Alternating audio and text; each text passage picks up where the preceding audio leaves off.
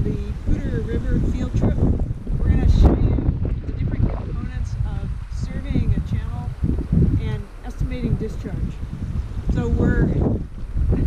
I'll call this COVID, geomorph in a time of COVID. So we're here at Upper Picnic Rock on the Poudre River, and Sarah's going to pan and show you the setting with the GoPro. So behind us, and I should say, the convention is when you're on a river, you look downstream to describe left and right bank.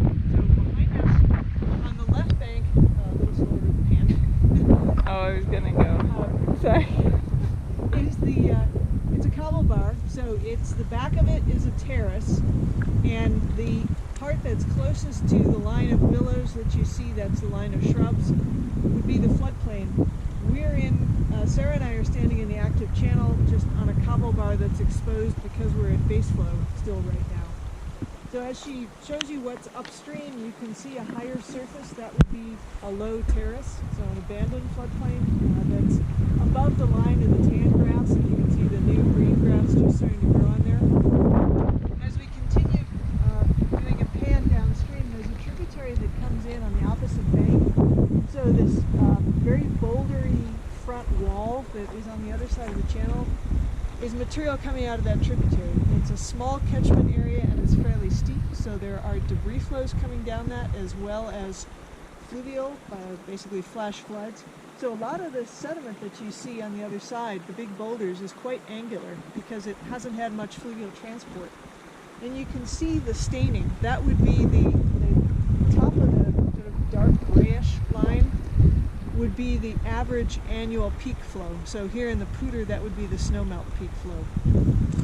As we continue going downstream, you can see the river right goes up against the valley wall. That's an area where there's rockfall coming in. There are some fairly highly fractured or jointed bedrock outposts that are just letting go periodically. So there's a lot of very large angular rock that comes into the channel directly from rockfall. That just sits there and gets rounded or graded in place. It's too big to move, even under large flows in this channel. And you can't see it downstream, but there's another tributary that comes in that has built a very large alluvial fan into the valley of the Poudre, and it forces the river to the left side of the valley. So that one also has debris flows and occasional flash floods that bring in a lot of coarse sediment. And as you look just downstream, you can see conifers growing on river right. That's an indication that that slope is fairly well drained and dry, because the pines, they're probably ponderosa, don't like really wet soil. On river left, you can see a line of cottonwoods. Cottonwoods do like pretty wet soil, along with willows. So these probably germinated after the last large flood. And here, that was probably either the 76 flood, that was a huge flood in Big Thompson drainage to the south of us, or there was a fairly large flood here in the Poudre in 1965, so they might date to that period.